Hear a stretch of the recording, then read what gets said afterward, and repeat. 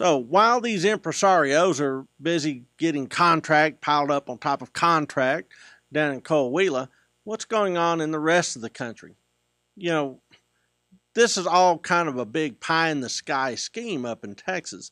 The realities of Mexico are developing and flowering down around Mexico City, and it'll have an impact on the kind of country that these immigrants can create and would inherit when they moved to Texas.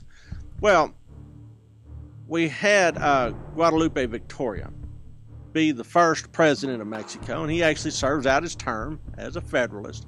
And then the election pops up in 1828 that is going to determine the next direction that Mexico will take. Centralist Minister of War Manuel Gomez Pedraza is elected president. So now we're going to go from federalism to an emphasis on centralism. Well, the Federalists believe that their work cannot bear this interruption. So, in fact, what they do is they contest the election. The Federalists accuse the opposition, the Centralists, of vote tampering, and they essentially declare that, Gomez Pedraza did not win. In fact, Vicente Guerrero did.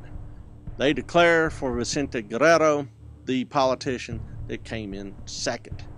And so now the question is, will this election stand, or will this challenge to the results actually gain momentum?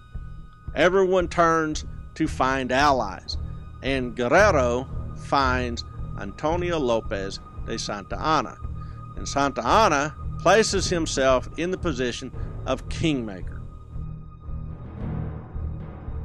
He also brings in some other Federalists and creates a very nice coalition government, including the addition of Lorenzo de Zavala. De Zavala is a native of the Yucatan, but he's also a fairly sharp financier. And so now we have Guerrero, a war hero, de Zavala, someone who's going to come up with a plan for how to finance Mexico in all of its agonies, and then Santa Anna, who is going to be able to back everyone's play from his power base in Veracruz. What they engineer are riots, and these riots in Mexico City essentially oppose Gomez Pedraza, and he leaves.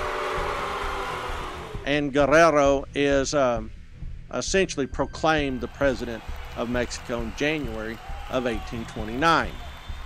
But we have now started a precedent and a pattern in Mexican politics, and that is that if you don't like the outcomes, well, don't accept the outcomes.